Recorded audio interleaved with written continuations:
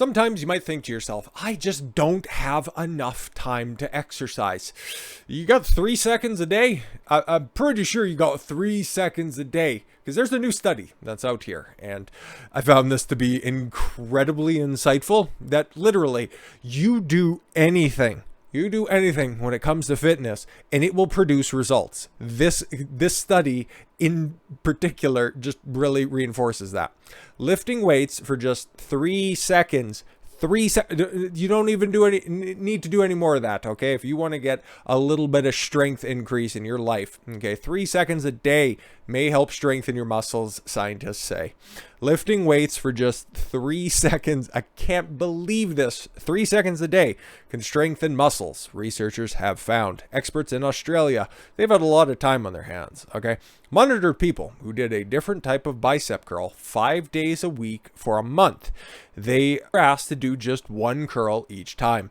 The volunteers who performed one specific type of curl saw a 10% increase in muscle strength after 4 weeks, so a full month. Professor Ken Nosaka, lead study author, the results showed people didn't need to spend vast amounts of time exercising to improve their muscle strength. Well, you know, if you have a little bit more than 3 seconds and you'd just like to see quicker, more substantial results, but still, this is a great place to start. The team is yet to find out whether the findings apply to other muscle groups, but if you're trying to work on those guns, just give me 3 seconds, 5 times a week for a month, I'll get you some results. But if it does mean people could do a whole body exercise in less than 30 seconds if the findings of this are universal throughout the body. The findings are exciting for promoting physical fitness and health. You got 30 seconds a day, you can get stronger. Imagine. Such as preventing sarcopenia, a decrease in muscle mass, and strengthening with aging. Yes, helping older populations who, everything hurts. You can survive 30 seconds of strength training, trust me. The study by researchers at Edith Cowan University recruited 52 health students in Japan. All right. They were divided into 4 groups, with a quarter lifting no weights, while the other volunteers did different types of bicep curls. One group held the weight parallel to the ground with their elbow at a 90-degree angle, so only just engaging. You don't really, okay, even at the top range, there's not a lot to be gained. Mostly you're doing most of your bicep activation up to that 90-degree range. So yeah, okay. First part of the bicep curl for 3 seconds. It's called an isometric contraction. Yeah, if you hold it there, but moving the weight up to a 90-degree angle, unless of course you start anyways, you're just getting behind, just adding on to that, because that's not necessarily true. Bringing it up to 90 degrees isn't simply an isometric contraction.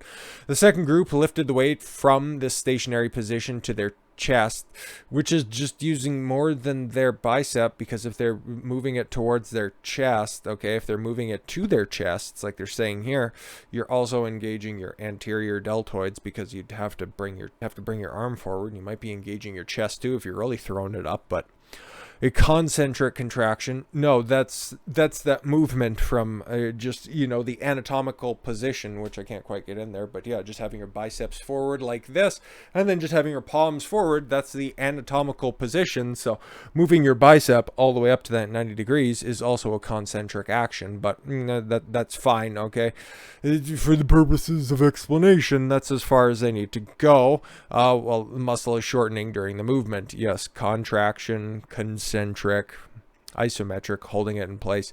Eccentric action will be lowering it in a controlled fashion, the strongest your muscle can be for various reasons. But the third group lowered the weight from a 90-degree angle, which is the eccentric contraction, which is the easiest for your body to perform.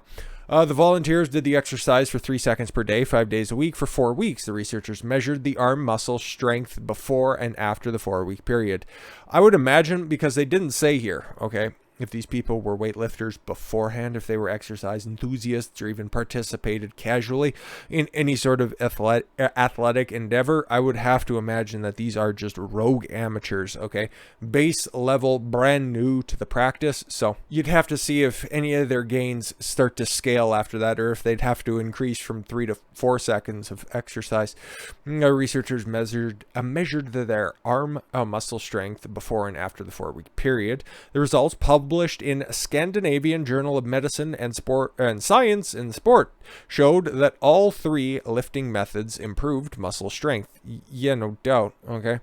There was only a small increase among those who did the other isometric and concentric weight lift. Okay. Those doing a concentric lift, lifting to the chest, saw a concentric strength increase by 6.3%. The volunteers who did an isometric, holding the weight still, only saw an increase in eccentric strength by 7.2%. But those who performed an eccentric bicep curl, lowering the weight, saw their muscle strength increase across all 3 measurements. As you would, because, yeah, it's the most complete motion that you're going to have.